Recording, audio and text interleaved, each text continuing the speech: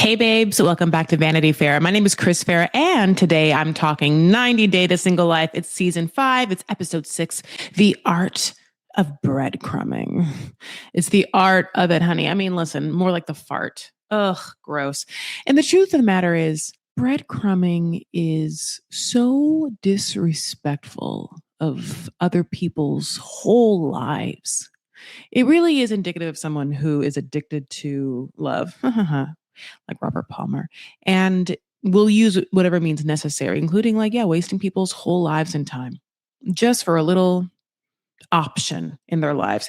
Don't let it happen to you. Single life. It's funny because 90 Day the Single Life basically is a version of diaries, except people are dating and also getting in and out of relationships, which is interesting because specifically, if I start with Vanya, I mean, technically she should be off the show at the end of this episode, but let's start with her.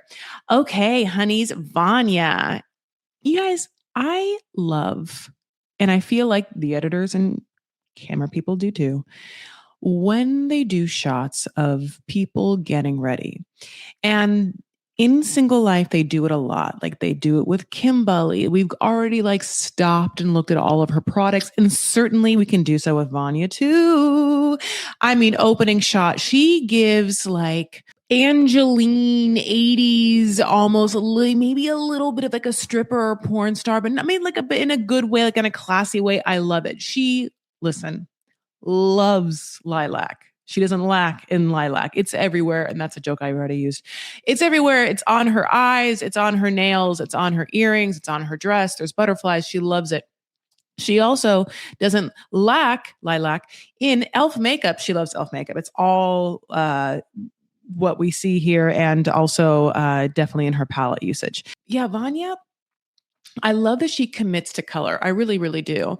She, in this look, also kind of gives me that one lady from Love on the Spectrum that loves purple too. You know, I'm talking about, what's her cute name? The girl that likes country music and makes bracelets. Anyway, now aesthetically, would I want maybe just an edit? Sure. So even in this lilac number here, it would have to be different earrings, and let's just say I want to keep I would say different earrings, different lip, and different nails. I would keep that dress. I think she looks so good in it. And I would even keep the idea of a little bit of purple or lilac lavender eyeshadow. Now, I would do less matte and more of a neutral with a beautiful purple shade and then some shimmer and definitely some contour, but with a lighter hand and then blended beautifully. And yeah, then because of that obviously beautifully colored eye, I would then have to tone it down. Her pink lip here, I mean, I get it. I think I would just take it down a notch to a little bit of a peach or coral, just so that the purple really gets to pop in that kind of way. And then if she had different nails, which wasn't pink, then it was a neutral nail. And then the earrings can't be also a different color purple. Then you're it's a little too much purple happening. So having said that, that's just my aesthetic details. However, I don't want to yuck someone's yum. I do love that she loves color, and she looks so 80s lovely in here. It almost looks like she's going to a Zara Larsson concert, which I like concert, a Zara Larsson concert. Listen, she's hot, and she's really into getting someone to commit to her. And the flavor of the day is this guy named Tony. Now, the way she described Tony was her best friend of a year and a half. However, it's not really that way, because the times in which she's hung out with him, she kind of goes back and forth of being well, I thought this might have been a date, or we went out here and things were awkward or things were interesting. Because the truth of the matter is, you're not going to be best friends with someone who you also low-key think you might have romantic feelings with, and you've only known them a year. That means that you met someone, it just was bad timing, and you kept them around and you hang out with them. And there were awkward moments that you couldn't quite tell if you were hanging out as friends or as a date, but you weren't best friends. And the reason why I say this also is because, and she makes this unclear, she doesn't quite know why his last marriage failed. And it was a short marriage. And all I'm going to say is that like BFFs, that's like the first thing they'll tell you. Any good BFF, you can like bet your bottom dollar that they and you know why every one of their relationships collapsed, especially a marriage, and especially like one that really didn't last. Like, for a long time. It would be the topic of conversation. All I'm saying is what you would have with a BFF. So the fact that she's like, my BFF, also, that happen? No. Okay. So he comes and picks her up, honey. He gets to her door. He's sweating. Honey is head to toe waterfall, like he doesn't have to go chase them. He is one. It's all over him. It's Florida, if it's Florida. He's also like wearing a shirt that doesn't look breathable. And there's a lot of other things. Like, how long was he outside? Because this is the other thing. Production exists. They don't want to make us think that they're producing a reality show we're watching, but that is what's happening. Spoiler alert. So for him to come to her door, like, how long was he outside when the cameras are setting up? Because if you don't consider that, then you think that this person just came from his car, which we're going to see his car. It's like a red Lamborghini. It's on the nose. It's to try too hard. It's trying too hard, right? It's just a red Lamborghini. It's just so, like it's like a pink Barbie. I know I've already mentioned Angeline, like a pink Corvette. Like, oh my God, is that why he brought it? Because she is like giving Angeline. And Angeline drives around LA in a pink Corvette, and then he comes in like a red Lamborghini or whatever, a Ferrari. I'm really bad at cars. I don't know, like one of them fancy cars, sports cars. She's so into it. She's like, oh yeah. She's like so into, I guess, the fact that this guy has shown her attention and is okay at playing wealthy. Who knows how wealthy? We don't know. We know about him is that he likes a carnival, and he's a sweater. So getting out of the car is hard for her because she's tall. And I understand that. And that's the thing about sports cars. I wouldn't want to date a man that like only drove sports cars. Listen, if I have to date someone and he just loves a sports car so much, like whatever, God bless, and he just has one, and it's like a toy, I'd be like, okay, fine, that's your thing. But like, do you have any other car that we can drive in together that if we have to drive a distance that I can drive in, that's like comfortable? I mean, I can get in and out of and not be like awkward, uncomfortable, going to show my vag or whatever it is. Just like my legs are long. Oh God. It's just never easy to get in and out of. And I hate to look, clumsy. I hate looking like movement is laborious, because it certainly is most of the time for me. So I hate when I show it. Anyway, so he wants to show her a good time. Okay. He is like, listen, get in my car. Here's my hand all over her thigh. Honey, marinating that thigh, honey. I mean, just like some Tony juices. Okay. And then they go to Uppo. He's going to take her on the endless summer. And he's like, here's something to drink. She's like, non-alcoholic, of course. He's like, yes, I know you.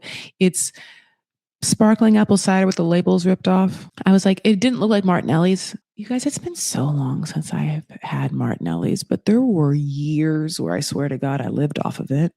Like both the flat and the sparkling.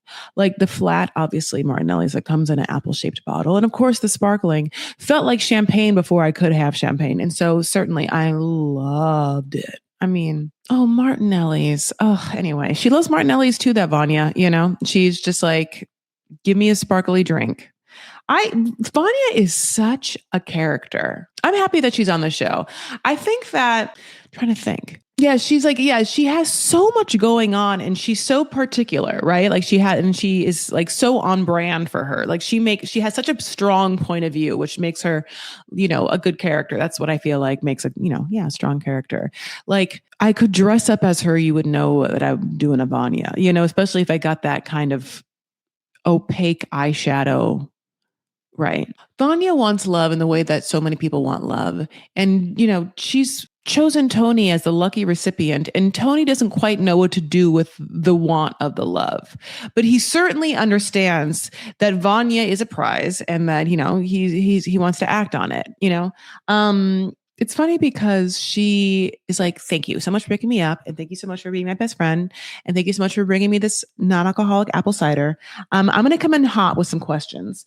Why did your last marriage end? I'm surprised you didn't like hook him up to a lie detector test. I'm surprised you didn't be like, get her on the phone. Let's ask. He's like, well, his answer is a bunch of word salad. He's basically like, well, our personal values didn't quite align and we ended up having to spend a lot of time away from each other, and so it was just like a lack of time. Okay, Tony got married at what looks like the age of 44 to a person, and he's going to say that their personal values didn't align. What the do you do when you get married after like the age of 40 besides make sure that this person and yours values align? Like, this is not the age to do anything but that. Like, listen, God bless, in your 20s, there's so many reasons and ways to get married for bad reasons, right? Like, I could have been raised super religious and kind of was, but whatever, God bless. So much so that I believed in it the whole time and was like a virgin, was like, I got to get married, like quick, to like someone, oh my God, I'm 21, but I'm so horny to this person. And I like this person likes me. Let's get married, God bless, or whatever. There could have been that. There could have been, like, I think this is supposed to happen. This guy likes me. Okay. And maybe I'm like 23, and then I date for 2 years and, my friends are getting married. That didn't happen for me. Like none of my friends got married early, but, I can see how like a 25-year-old is like, well, I guess this happens. That happens. And then, then there's like, oh no, I'm 31. This is it or nothing. And then that's when you usually get married to the person, if you're not supposed to be that person, that you dated for just the right amount of time, 3 years. That's it. I dated him 3 years during my late 20s, early 30s. So that it has to be the person because just at the time frame, and you might get married at that time. Now, after that, you've held on. So, okay. Now, let's just say you didn't hold on. You got married all those times previously, and now you've gotten divorced. Now you are Tony's age. So either way, you've either gotten married or you didn't. If you get married now, what the fuck are you getting married for? If not that your personal values align.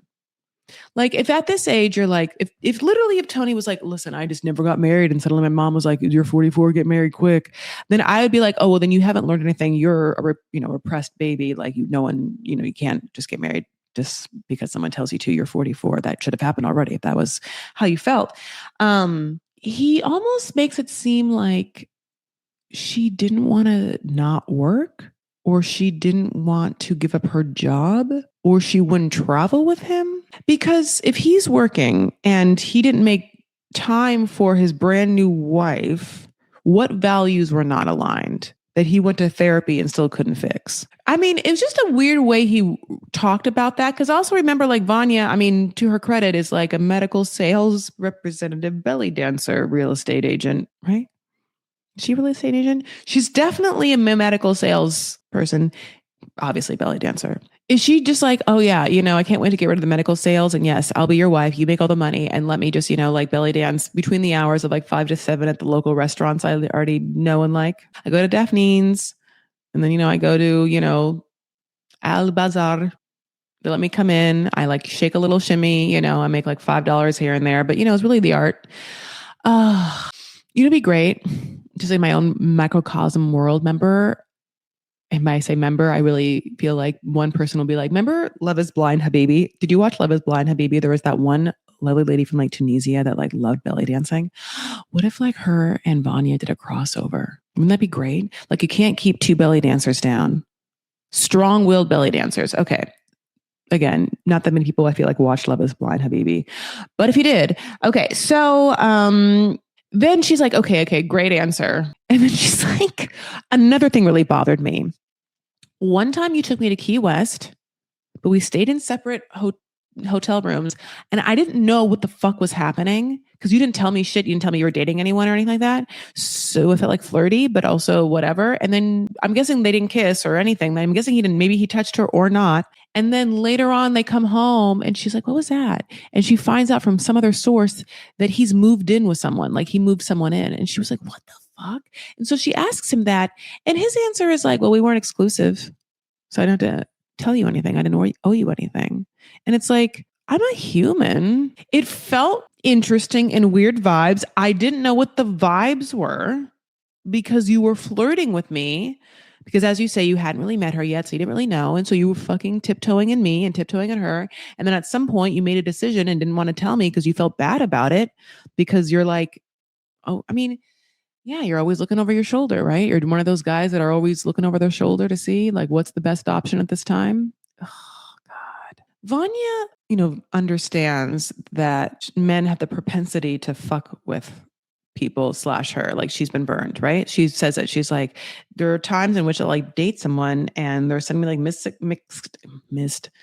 mixed signals. And suddenly I'm like, what the fuck was real? Because you're like playing with me. You're like in my head, what's real and what's not? Like, that's why I want to label asshole.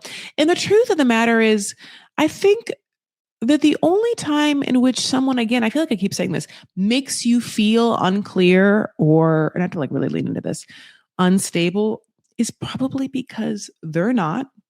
And that is literally a somatic response for you to get the fuck out because someone is trying to fuck with you.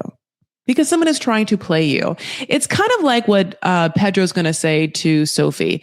It's kind of like this thing where everyone like has to like hope and pray as they get into like a love connection or any sort of romantic connection that someone isn't just trying to fuck them over at every time at being like, let's see what else is let's see what else is I just until so I see someone remotely better or even more interesting or even whatever. Like it is this shitty idea that you have to be nervous over whether someone is into you because they'll do a good job pretending to be because attention's fun. And also because you're great and hot and because they're insecure. Ugh. Anyway. So he's like, you know what?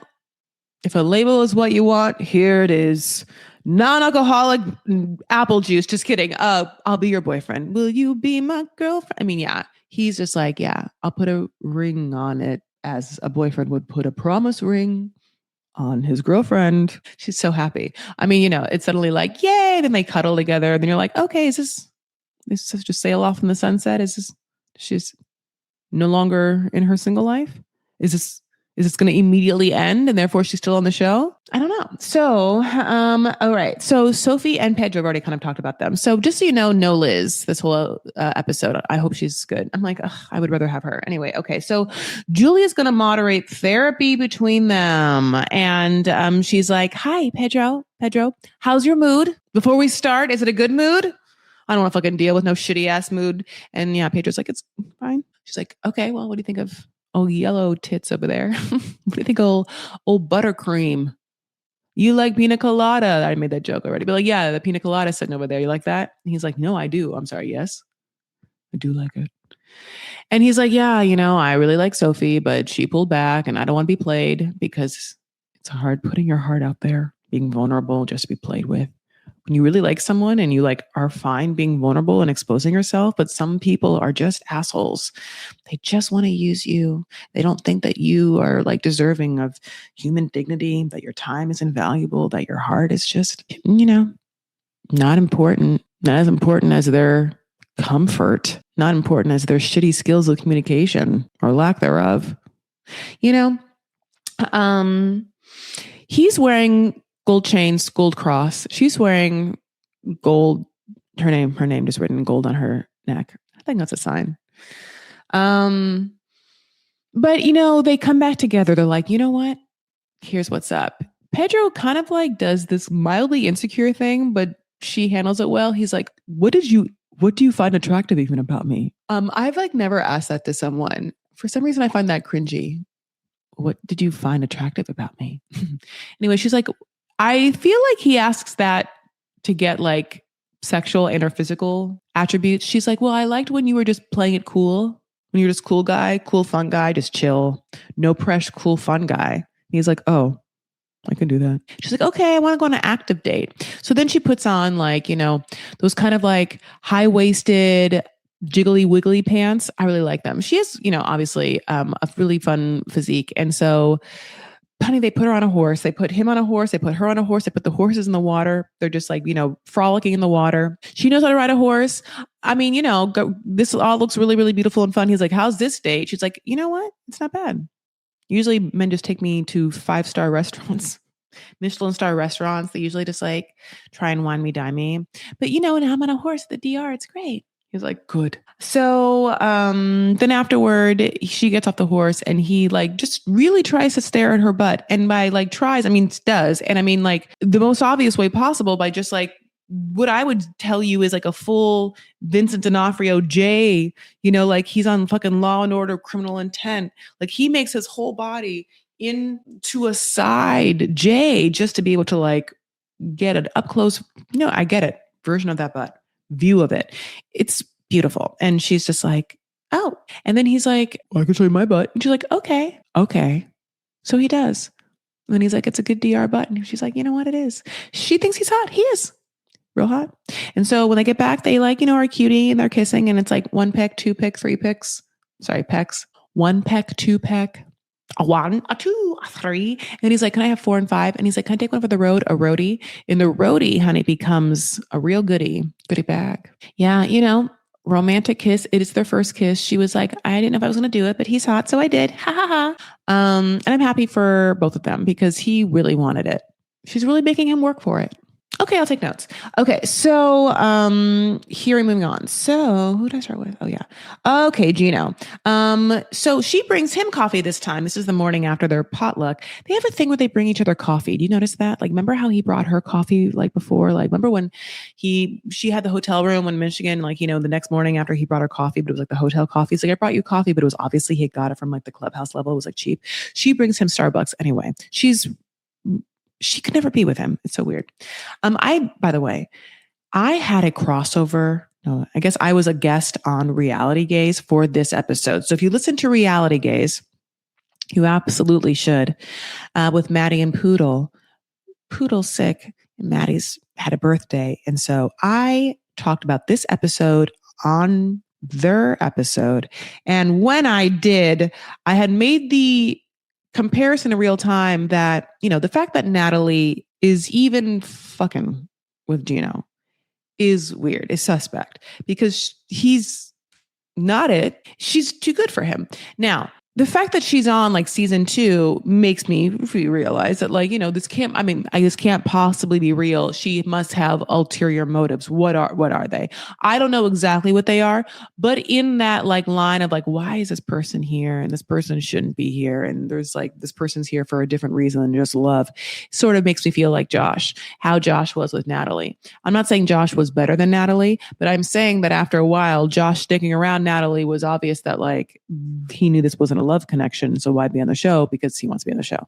Oh, okay. So anyway, Natalie the same way, whether she's an actress, whether, she just wants to be famous, I'm not quite sure. But whatever it is, she certainly knows every season she's made to look bad. Like she is a put together woman. She, knows right from wrong. Certainly her friends do. So certainly like the seasoned woman that she is would understand that this has been a really bad look for her. Like the first season was really bad. Like Jasmine attacked her when she was at her boyfriend's house, when he didn't tell her that like there was any trouble afoot. This man didn't protect her at all. He threw her to the wolves, his ex-wife. You know what I'm saying? Like to come back for more is, you wouldn't wish that on your worst enemy if you were a girl, that look. I mean, I would hold my best friend back from like signing. I would be like, no, like if I can't even tell you if my friend had this happen on TV and they were like, I'm going back for more, they would have to do it over my dead body. I'm like, it's because I'm almost that much of an empath. The embarrassment I would have for them, what I would feel, and I would not be able to live with it. You can't disrespect a woman like that and then have her come back for more and then have what happens. Okay, God bless. So he's like, hey girl, let's get ready. I'm going to just go to an escape room. I got my backpack because I'm a perennial 14-year-old. She has her designer bag that she has the whole time. I don't know what the hell it is, like Gucci or whatever it was. Gucci. And she has the same bag all the goddamn time. Makes no sense. And then like a cream aloe sweat set. And they go to an escape room. And the host is like, hi, welcome. Okay, you are 2 undercover FBI agents infiltrating a biker bar. And they just left for another crime spree and you have 60 minutes to find all the evidence to use to get him locked away. And I'm like, Natalie's over him at this point. Natalie has heard that he's talking to girls, but if we're supposed to believe that Natalie's ever been into him, first things first, she's like, let's separate. You go that way, asshole. I'm going to go this way and figure out things. Okay. Like, ugh. So then, they fix it or they get out or whatever the fuck it is. They win. And then she's like, let's talk. What are you looking for? And he's like, well, I want a committed relationship. And she's like, what does committed look like to you? What does that mean to you? And he's like, well, that means being with one person for the rest of my life that I love. And, she's like, okay. And he's like, and I would like, to see if that's what happens with us. And she's like, could you see that happening with me? And he's like, yes. And she's like, okay. So while we're exploring that, are you going to be talking to other people? And he's like, I just don't want to say the wrong words. And it's like, interesting, because you do know what they are then. You do know right from wrong. You do know what the right words are. You know what the wrong words are. What are the wrong words? Like, obviously the wrong words are, yeah, I want to be able to talk to anyone I want, Gino, and then make my decision of who's the best one and the hottest one that makes me the horniest and will have sex with me the easiest for the cheapest. That's what I want to try and find out. Right? Okay. But he can't say those words. So he's like, I got to find the right one. I mean, it's just like he has a face of absolute horror when asked a direct question. It's like, oh God, it's seeing a ghost. It's being put on the spot. It's like a pop quiz. It's like all of it in one, right? Like, yeah, it's so funny. And I think that it shouldn't be that hard. If it's hard, then that's the answer, right? He's just not that into you. It feels like it always goes back to that. Because yeah, if Gino had the wherewithal to be like, Natalie's hot as fuck and I'll never get better than this very sane woman with actual friends who lives in America and, I don't know if she has kids or whatnot or what her responsibilities, but she certainly has a job that she can work remote or not. And for some reason, really vague boundaries. So, and, I'm just saying, so I don't know how he thinks he's going to get better than that, but he wants to keep his options open. And I think that is, I hate to say it, that is the toxic part of that's the toxic part of men that women know intrinsically and fear, I think. Because I think there's a part of them that are like, you can be the hottest, you can be so much, you could arguably be, assumingly what this person should know is their best God-given option, but they will still treat you horribly, or at least fake it for as long as possible until they ultimately lose you because they're going to, string you along and not want to make a commitment. Or if they do, it's a lie. Or, it's a lie until a better option comes. I think that there has to be a way to really isolate getting rid of those options real fast. And I want to put it on guys. I think that there's got to be a human behavior that doesn't want to settle is a bad word, that fears commitment or is so insecure with themselves that they think that there is no possibility for a forever. So might as well keep your eyes moving around the room because then someone's is and it's not the other person's. I'm not quite sure exactly what it is. It's funny because when I talked to Kobe of Emily and Kobe, right? When I went to the 90-day holiday party and he's we're at this holiday party and I know it sounds name droppy, but whatever. I'm just talking about 90 people right now. He's Jamal's there and Josh is there and Vanya's there. This holiday party ended up being pretty much the cast of The Single Life. Liz was there. Sophie wasn't there. Pedro wasn't there. Vanya was there. And there was other people too there, because Jenny was there. But Kobe's was the thing he said about marriage or why he's a good husband or why their marriage is, I think easy for him is he's just I radically accept this is my life. I'm so happy. I'm happy in my life. I'm not trying to make my life different, or I'm not hungry for a different life. I want this. I know it's not like I'm like, of course you do. And this means, this just seems like it should be so obvious. Of course he wants his life. Of course he wants Emily. He loves his family, everything. But he's like, yeah, I'm not on to the next or looking to see if there's a better option. There's not. Like, the comfort I have in the acceptance and how happy and joy in the amount of joy I've gotten from accepting and living in my choice, is illuminating, is elating. It's like what I live for. There is no better. Like, there's the rub. The rub is, I think, if you're constantly searching for where the grass is greener, or where you think you're going to, like, be hotter or have a better option or a richer option or something superficial, you surely won't ever get it. And you're denying yourself like real happiness, real joy, which is like just the comfort and familiarity of having lived with and worked through time with someone.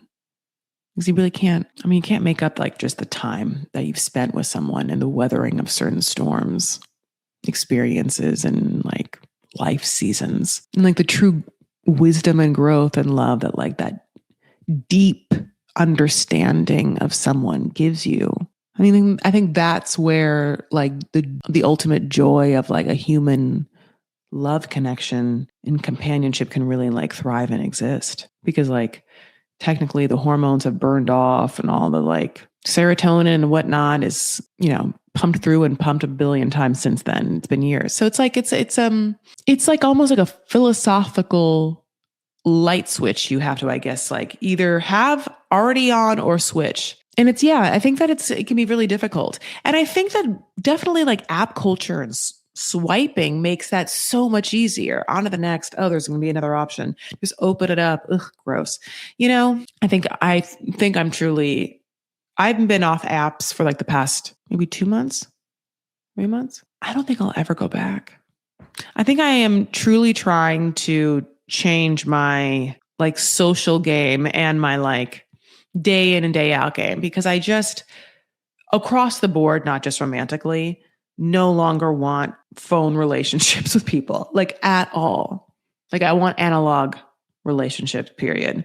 Like I want just like social nights, and I want to be like going out, and I like need to like get involved in more like active groups and stuff like that. Like truly fuck it. Anyway, that's why I guess I always talk about like, I guess when it's single life or like dating, like why if you are going to, be in the physical presence of someone, like you really should, if you can, have a mind-body connection to feel what you feel like with that person, because it can be so difficult to know how you feel with someone, especially if you met online, or especially, like if you are overcome with hormones, or a person that fantasizes or really wants love and like tends to get lost in the fantasy, or, can't quite decipher intentions. It can be hard to decipher intentions, especially obviously others.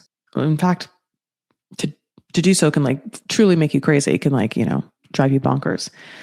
And that's why, again, like an aligning with yourself, like what are you feeling? How does this person make you feel? How is this person's behavior matching with their words making you feel? Good, bad?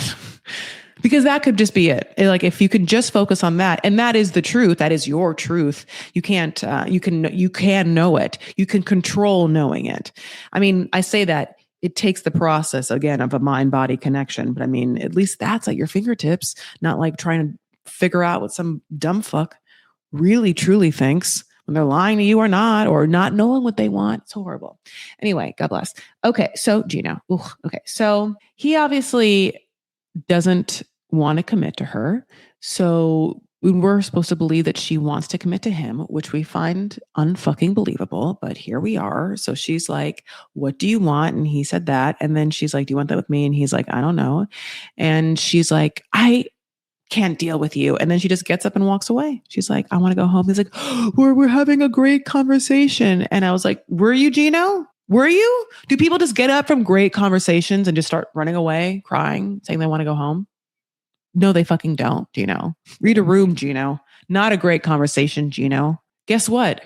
You thought it was an escape room? She's escaping right now, Gino. That's the escape. Fucking biker gang, honey. She's on the run. She wants to get on a bike right now and drive away. She tries to get her Cadillac. She literally cannot get away from him faster. Like they like have to have another conversation, like in front of a mathnasium. He's like, "What? Why did you run away?" And she's like, "What do you want from me?" He's like, "I want to just continue doing what we're doing, which is getting to know each other." She's like, "Okay. And while you're getting to know me, are you just going to like keep fucking around with other people?" And he's like, "Yeah, well, yeah." It's like this thing where it's so sucky, but it feels, yeah, Natalie in her, if we're to believe that Natalie wants him, whatever, God bless, isn't on the show just because she's an actress or like is getting paid, God bless, then it's this. Natalie's like, bitch, what the fuck? If you aren't like, I really want to see how this goes, and I'm going to give you like this seasoned woman, like my attention and my intention, because I like care about the person that you are. And I think that we have a connection and I want to respect that. I want to see how this goes. I'm not going to talk to anyone else, but that's not what he says. She knows it. She knows that. I mean, like she knows what she could hear. If he wanted to say if he wanted to say that, he could, but it's not what he wants to say. It's not what he wants. It's such a great lesson. Okay. So God bless.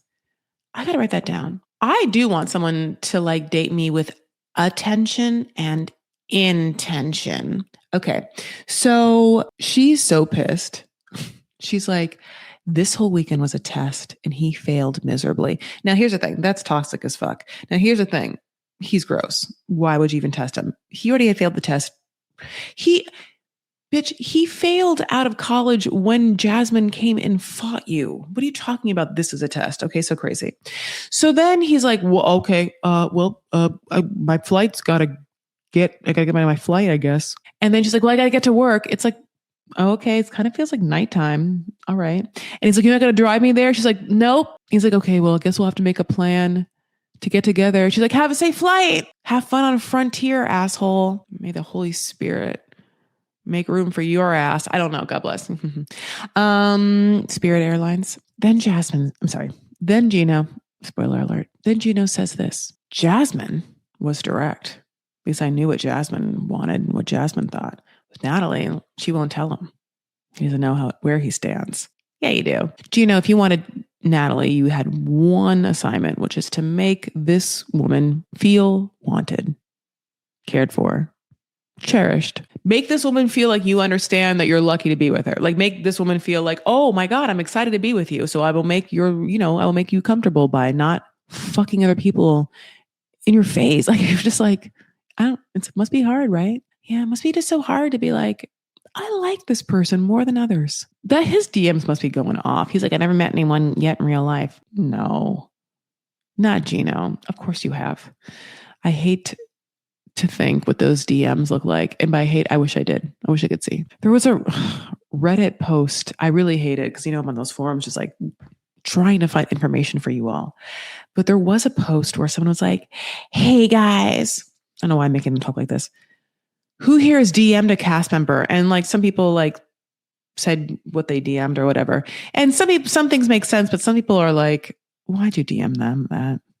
You're weirdo. I think that I have never DM'd anyone out of the blue. Like the only times I wish I DM'd two people, one person had followed me, which I think was Tiffany after Hunt for Love, because I think that she commented on something like on a podcast Instagram post. And I was like, are you really mad? Anyway, the second thing was, what's his fucking face? Oh, one of the guys from 90 Day Fiance. I forgot who it was. He had, you know what it was? It was one of the podcast listeners had sent me a listing of this person's home, and on their home, they had listed their name and their cell phone number. So I remember just being like, I wasn't a big fan. I'm not a big fan of this person. I'm actually kind of happy I'm not saying their name now. It's fine.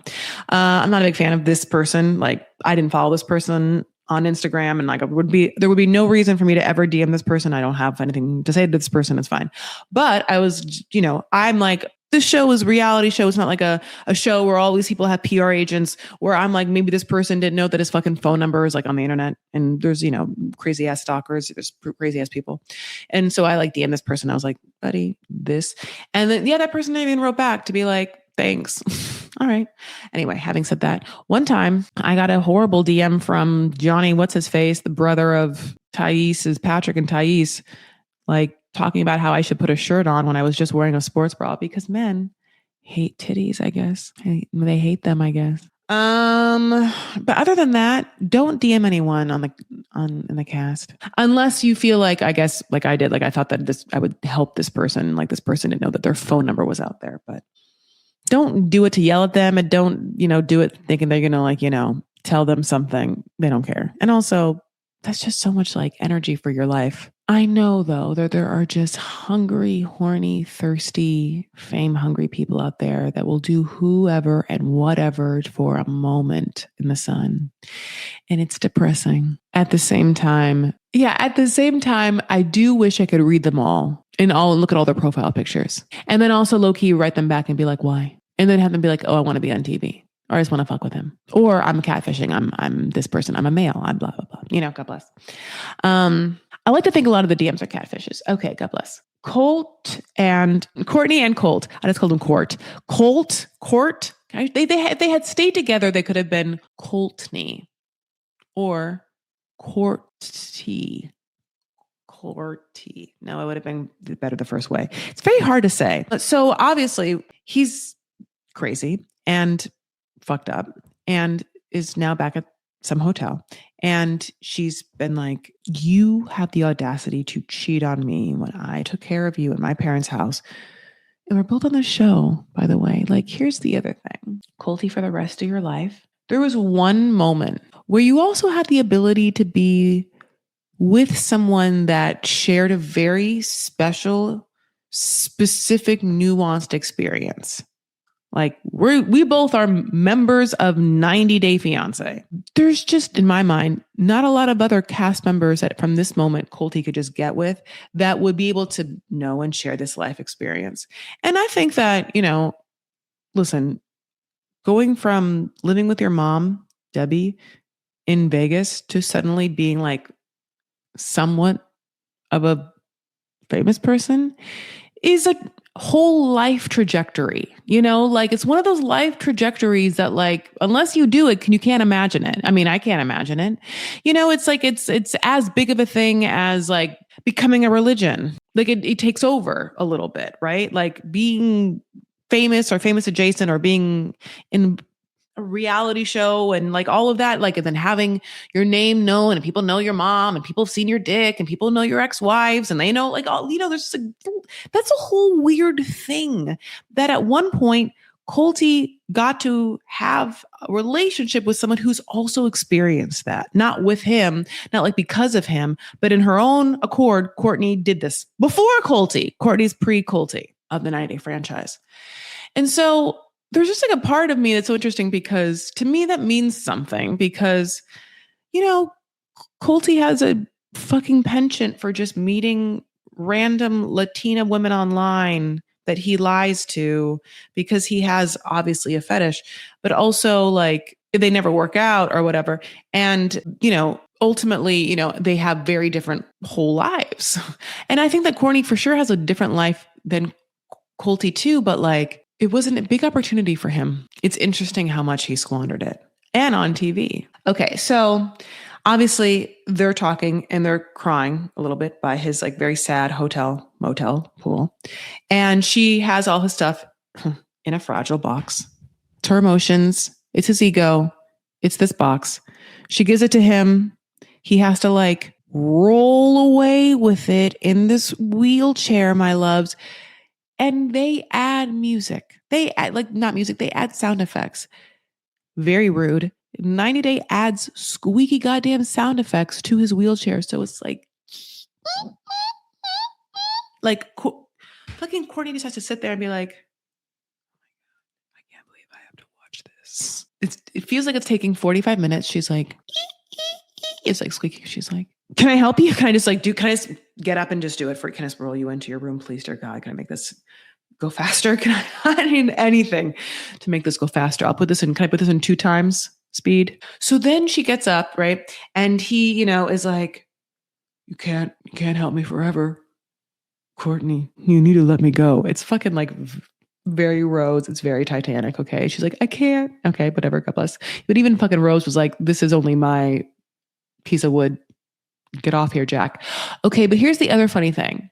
Remember, like in the first part where he had to, like roll himself like down the hallway or whatever? We saw that part, and there was all of those like mopping signs.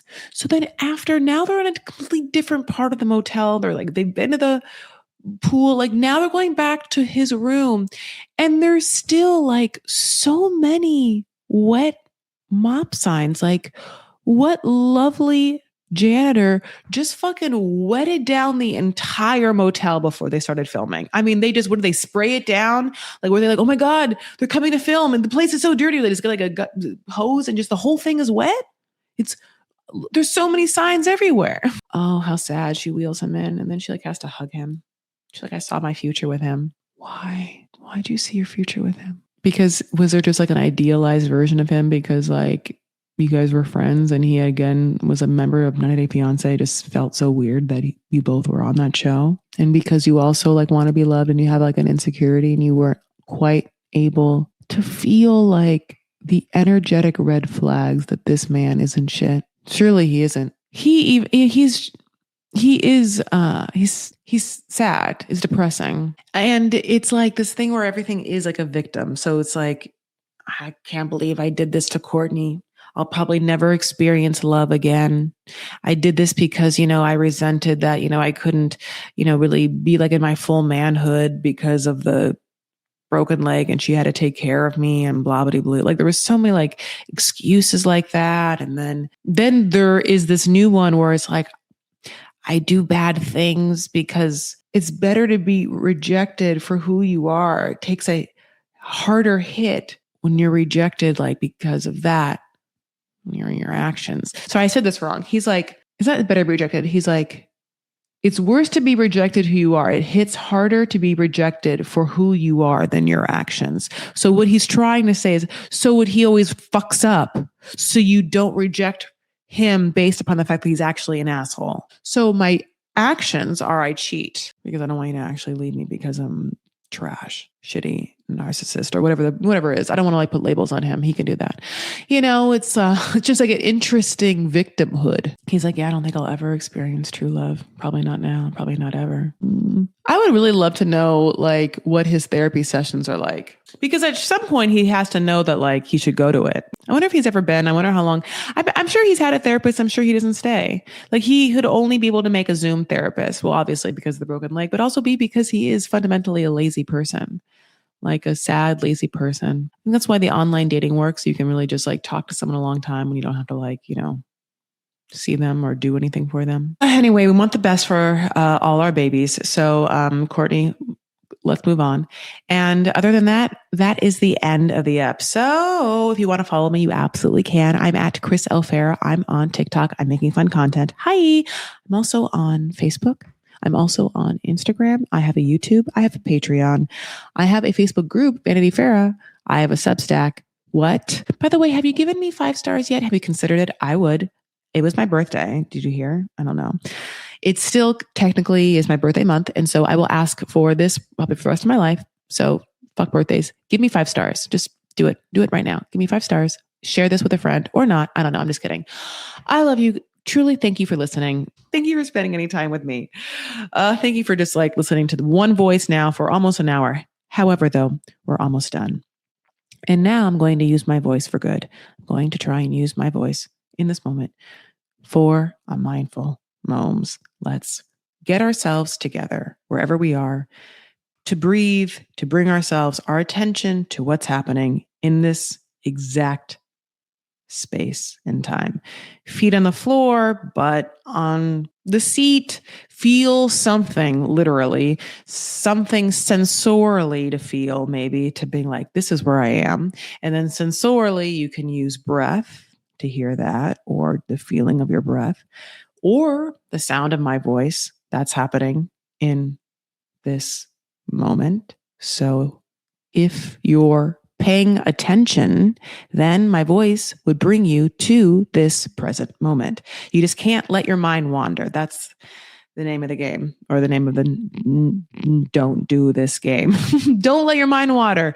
Try not to do anything except allow yourself the gift of the present. You can worry about everything that's happened previously later, and you can plan the perfect future. No, but you can try if you want in the next moment. But for this one, let's just try, right? Let's just be together. You, me, time as it is. Blow it out. 2 chances. Breathe it in. Ready? I am breathing in. Ready? Breathing out. Oh, I did a better version than I usually do. Somehow great. All right, my loves. Take care of yourselves and one another. Stand up for what you believe and make art. And I'll talk to you later. Okay. Bye.